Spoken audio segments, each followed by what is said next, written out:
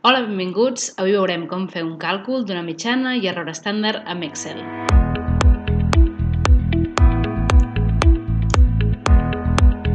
Bé, doncs aquí tinc un dataset a mode d'exemple on tenim diversos tractaments, un tractament H i un tractament WS i un tractament temps on tenim els nivells 0 i 1.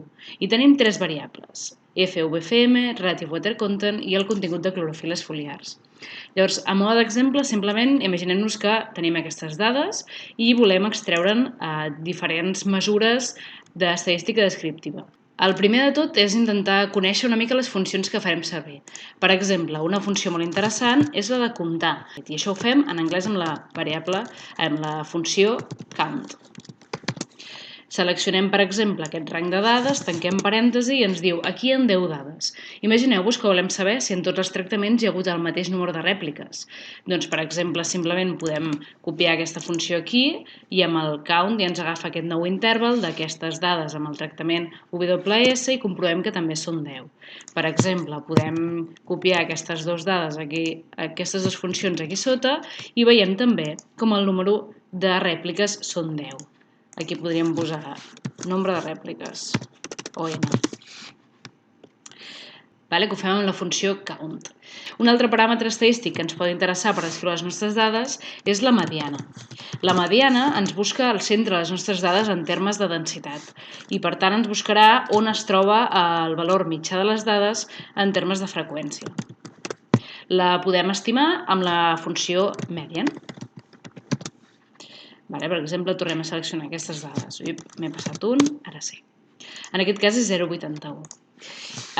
També ens pot interessar trobar el mínim i el màxim, mínim i màxim, que ho farem amb les funcions min, seleccionarem altre cop interval, i max. I anem seleccionant interval. Per exemple, totes aquestes funcions a vegades també les podem realitzar de forma més ràpida en aquesta opció d'aquí dalt, on veiem aquest símbol de suma. Per exemple, podem efectuar la suma, la mitjana, comptar números, mínim, màxim, etc. I, per exemple, una forma molt ràpida, si nosaltres ens fiquem en la part de baix de les nostres dades, si cliquem aquí, l'autosuma, directament ens agafa tots els números que tingui a sobre respectivament i ens els suma, per exemple. O podem demanar-li, no, ens interessa la mitjana, i ens agafa automàticament tot el que té a sobre. És una altra manera de fer-ho. Bé, anem ja a si volem calcular la mitjana.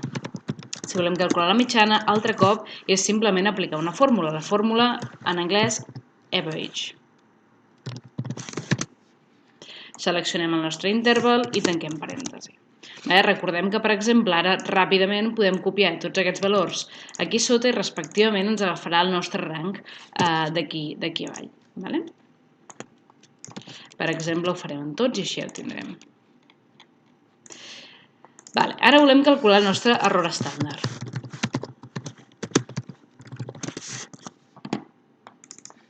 El càlcul de l'error estàndard parteix de la desviació estàndard dividit per l'arrel quadrada del número de rèpliques que tenim, tal com veieu aquí a la fórmula. Per tant, per calcular-la aquí a l'Excel, l'únic que hem de fer és demanar-li que primer calculi la desviació estàndard, que ho aconseguim amb la fórmula STDEV en anglès. Obrim l'interval, seleccionem el nostre rang de dades, partit entre l'arrel quadrada, que en Excel és SQRT, del nombre de mostres. Per tant, introduïm aquesta funció que hem vist abans, que és el count, i comptem aquest interval. Per què ens serveix fer-ho així? També podríem introduir manualment 10. Ens serveix perquè si en algun moment hi ha algun conjunt de dades que té alguna dada menys, per exemple, en comptes de 10 té 9, no caldrà que canviem cadascuna de les fórmules. Per tant, aquí tenim l'error estàndard d'aquestes mostres. Si nosaltres volguéssim presentar una taula, podríem posar la mitjana 0,81,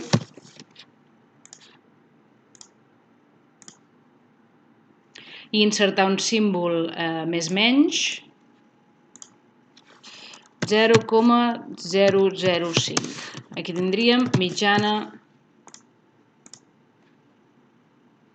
més menys error estàndard o bé standard error.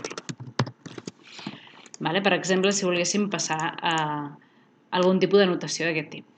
Jo recomano que sempre que tingueu el vostre Excel amb les dades a les mans, quan comenceu a fer mitjanes i estadística descriptiva, introduir 2 columnes darrere de cada una de les vostres variables i, per exemple, en aquesta posició, demanar-li que us faci la mitjana. Li demanem altre cop la mitjana, tanquem parèntesis, i aquí a la dreta ens acostumem sempre, per exemple, a construir l'error estàndard. Per fer-ho... sí, faig així. La desviació estàndard dividit entre l'arrel quadrada del número de mostres. Per tant, comptem aquests d'aquí. Tanquem parèntesis. I així tenim sempre la visualització a la dreta de cada un de les nostres condicions experimentals, la mitjana i error estàndard. També és molt útil, i per això he deixat aquest espai aquí sota, calcular el coeficient de variació, és a dir, quan varia aquest error estàndard respecte a la mitjana. I això es calcula simplement agafant l'error estàndard, multipliquem per 100 per fer el percentatge i dividim per la mitjana. Aquest trio de dades que tenim, mitjana, posarem aquí, mitjana, error estàndard, i aquí sota tindríem coeficient de variació o CW. Aquest trio de dades el podem posar sempre en aquesta... El podem posar sempre en aquesta posició, de manera que ens sigui molt fàcil ràpidament visualitzar les nostres mitjanes, si són més altes en alguna condició experimental o no.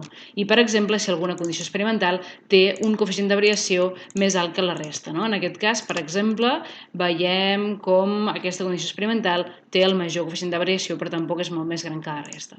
Ara, per exemple, un cop tenim aquestes 2 columnes preparades, que podem fer una mida més reduïda que ens vagi més còmode, les podem directament inserir darrere d'una altra variable. De manera que, ràpidament, ja tenim la mitjana, error estàndard i coeficient de variació d'aquesta altra variable Relative Water Content. Així ho podem fer amb totes les nostres variables i ràpidament tenir un Excel on podem veure ja tots els valors i, per tant, també comparar coeficients de variació entre les diferents variables o mirar l'error estàndard per diferents casos, etc. Molt bé. Finalment, per exemple, ens pot ser d'interès generar una taula amb aquestes mitjanes i errors estàndards per després portar un altre programa per fer un gràfic o simplement fer una taula a partir d'això. Llavors, aquí, per exemple, que també hem calculat mitjanes i tot plegat, de moment ho tiro cap a la dreta, amb control més insereixo columnes, preparem una taula amb les mitjanes. De moment, per paràmetre FV-FM.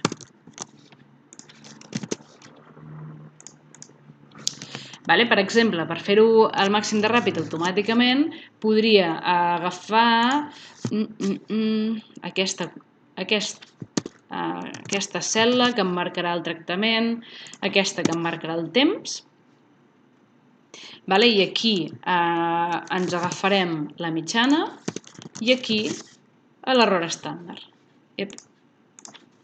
I aquí l'error estàndard. I també el coeficient de variació, que així el tindrem sempre agrupat. Llavors, aquí posem mitjana, error estàndard, coeficient de variació.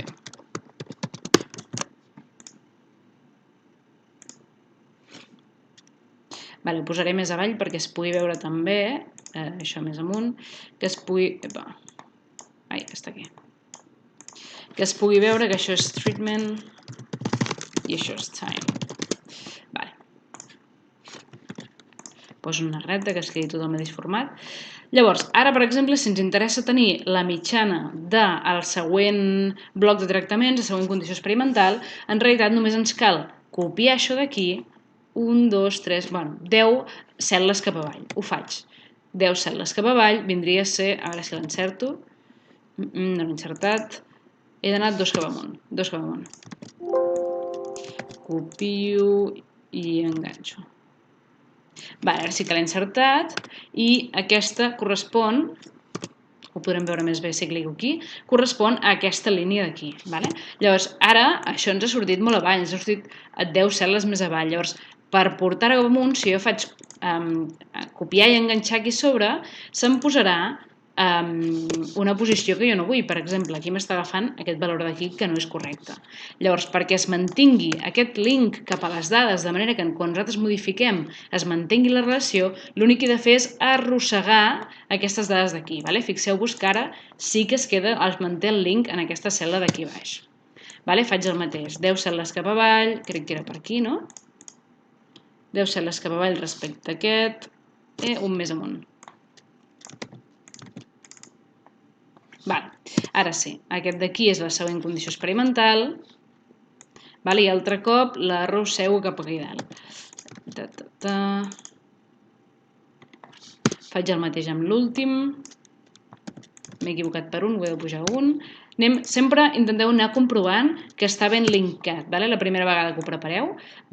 I ara ja sí, tinc la meva taula amb tot el conjunt de dades que jo volia. Això sembla una mica tediós, però realment després és molt pràctic perquè cada cop que vosaltres feu qualsevol modificació, per exemple, a les taules de dades, trobeu algun error d'una dada que no està ben passada o similar, per exemple, aquesta dada, ja es canvia automàticament la mitjana aquí. Es canvia aquí i es canvia aquí, de manera que podem tenir un control molt exhaustiu de les nostres dades i que es vagin mantenint bé.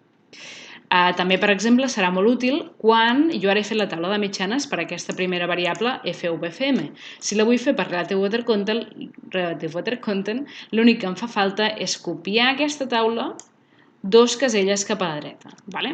I a vegades ens pot passar, vaig a fer una mica d'espai aquí, a vegades ens pot passar que 2 caselles cap a la dreta implica que solapen algunes coses. Per tant, una solució molt pràctica i fàcil és, per exemple, si jo fico uns quants espais més, una manera de portar el control és demanar-li que aquí em posi FVFM.